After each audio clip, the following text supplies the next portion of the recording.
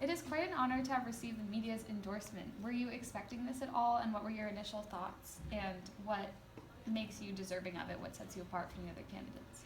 I can't necessarily say that I was expecting it, because I haven't gone into this election with too much expectations as far as my own success, but when I heard news, I was obviously excited, because it means that people actually care about the policies that I'm enacting or plan to enact.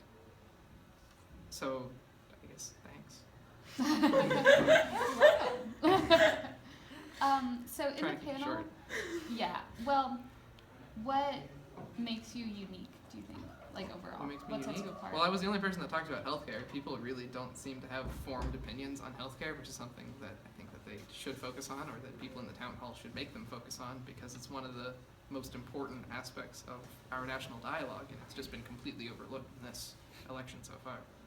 Yes, and speaking of healthcare, you were saying that it's upsetting that like the lower middle class people who aren't poor enough to receive aid but aren't rich enough to buy their own healthcare, that you want to do something for them. What specifically are you planning?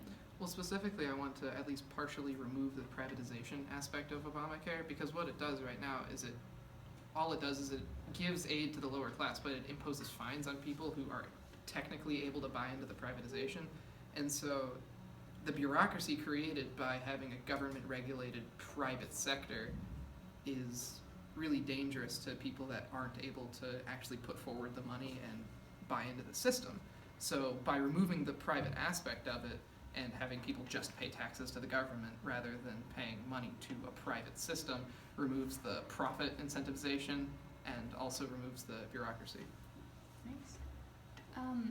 So you talked a lot about how you want to offer 2 years of free community college, and that's kind of a drastic increase in spending. And in your speech, you said that you would fund that by ending the war on drugs. So how would that plan work? Do you think that's realistic? Will you get enough revenue?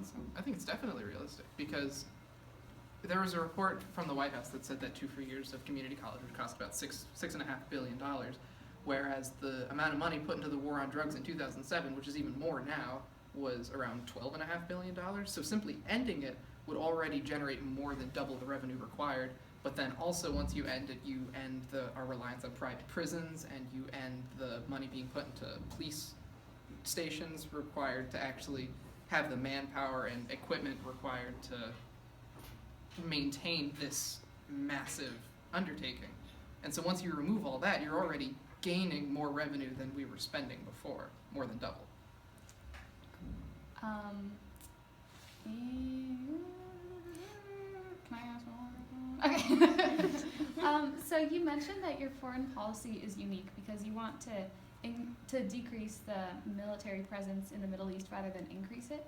So what's your plan there, and why do you think that's preferable to the other candidates' plans? My plan there is to actually take a page out of potential Defense Secretary Mattis's book, where he describes the ideal counterinsurgency tactics as having a smaller number of troops that very intently know the area that they're in. Because what we were doing before, and what people have been suggesting, is that we just have boots on the ground, but people don't know the area that they're in. And the reason insurgency and terrorism works is because they're being harbored by these communities, these tight-knit communities, and people feel more loyalty towards their friends than a foreign power. And so once you have a small group of people that very accurately know the terrain and know the people and are friends with these people, that's when you're actually able to weed out these terrorist cells and find out where people are hiding, and then able to execute or take in prisoners the people who are actually pose a threat to our country and our national security. Thank you.